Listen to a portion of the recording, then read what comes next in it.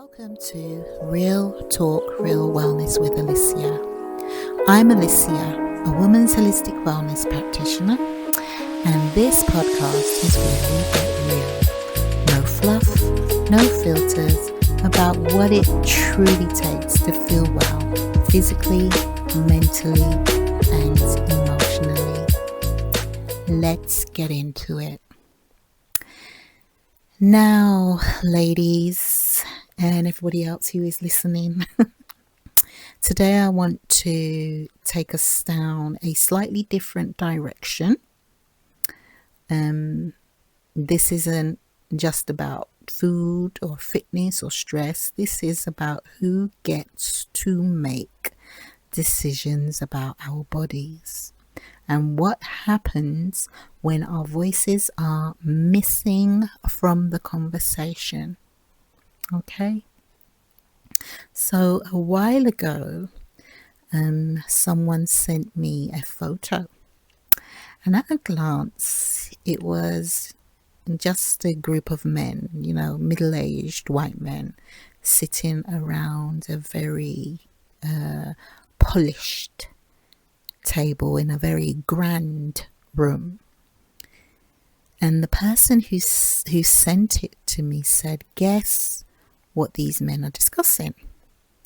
So I looked at it again and I thought, okay, clearly these are powerful men.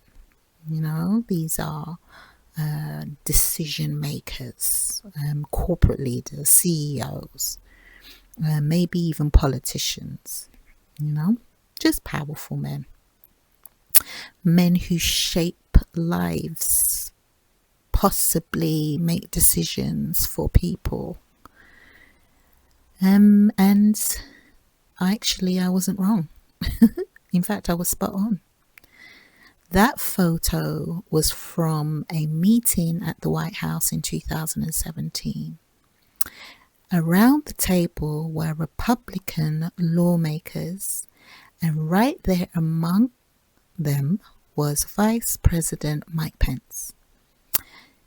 And what were they discussing? Well, they were discussing women's health.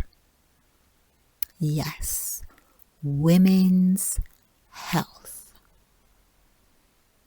And yet, not a single woman in sight, not a single woman was in that room. Not one. Not a woman of color.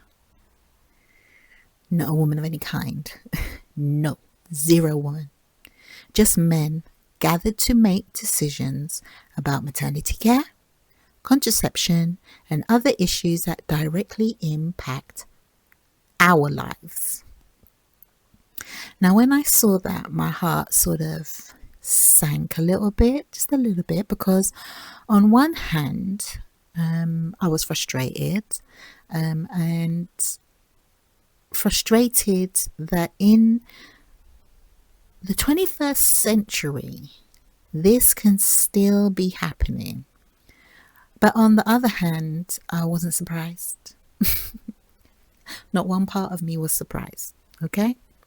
And that's the saddest part. Yeah, that's the part that matters. That we're not even shocked anymore. I'm not even shocked anymore. Nobody's shocked anymore. When women are excluded from decisions that shape our health, we are not shocked anymore. Okay? And here's the thing, right? This isn't just about a photo from 2017. That picture became a symbol of a much bigger issue.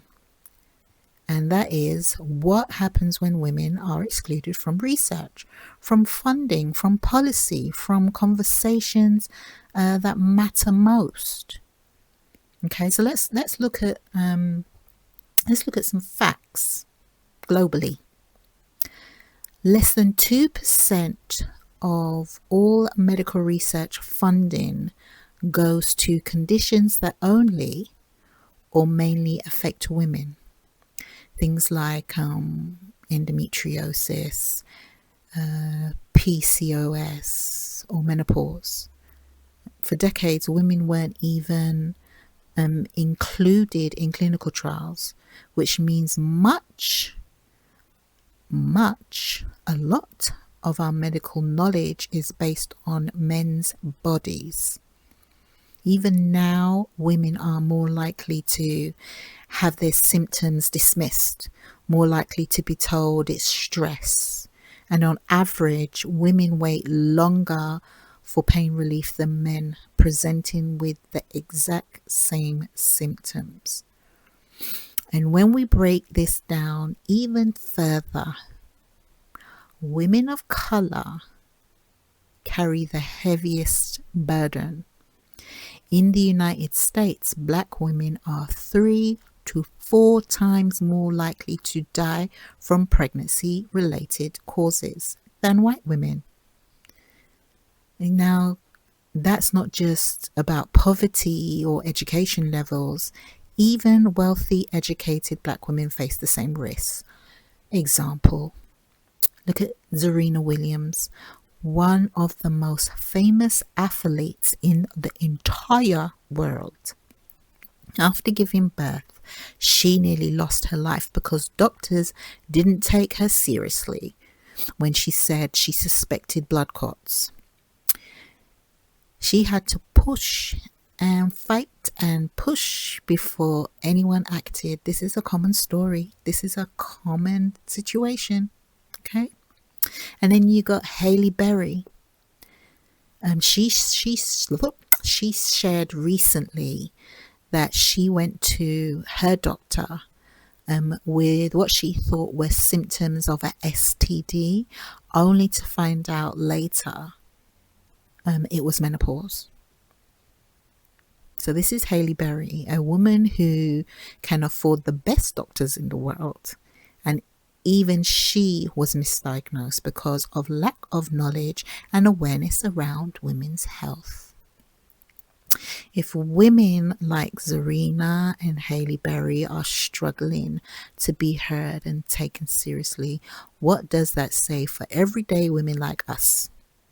The single mother, the working 2 jobs, the Black woman navigating a system that already doesn't see her, the women who don't have access to private healthcare or a safety net.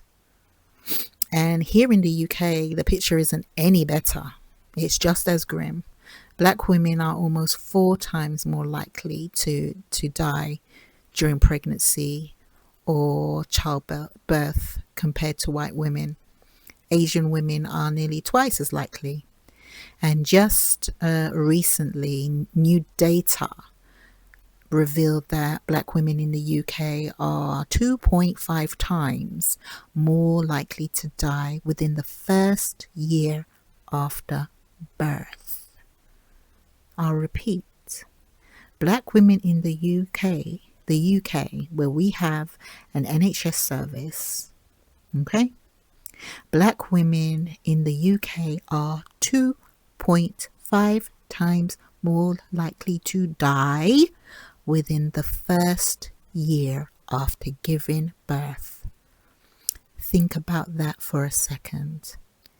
This isn't only about what happens in the hospital, it's about the support we get once we're home, juggling recovery, mental health, the pressure of everyday life. That statistic links directly to both physical and mental health, postnatal depression, lack of follow-up care, the stress on our bodies, our minds.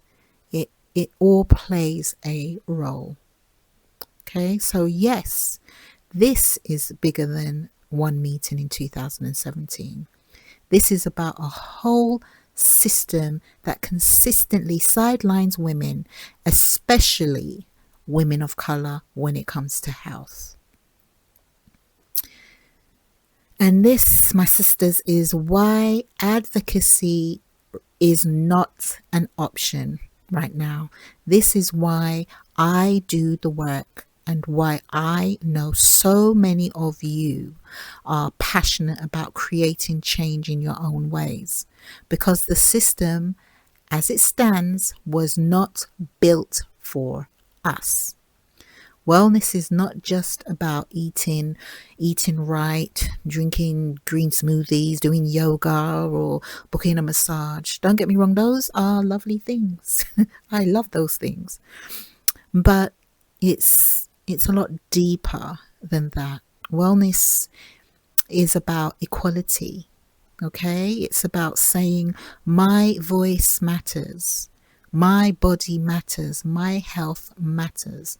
We cannot keep having rooms full of men making decisions about us without us. And it's not just about being invited into those rooms. It's about sort of having the power to shape the agenda once we are in there. As a Black woman, as a woman's holistic wellness practitioner, I know how critical it is to create spaces where women's voices are not an afterthought. Spaces where we advocate for ourselves and each other, and where our presence is actually non-negotiable. Okay? And let me tell you, when women gather, I don't know if you've listened to my Women, Wellness and Community episode. If you haven't, please do. But when women gather, when women talk openly about these issues, when we share knowledge and lift each other up, that's powerful. That's where change starts. Okay?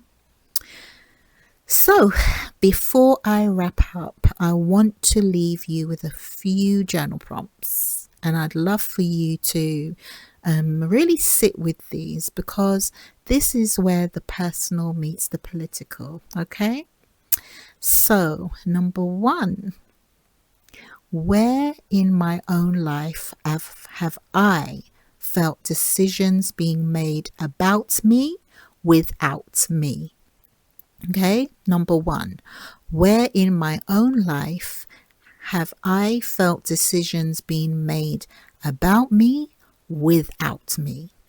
Number 2, how do I feel knowing that women's health is still under-researched, underfunded, and often misunderstood?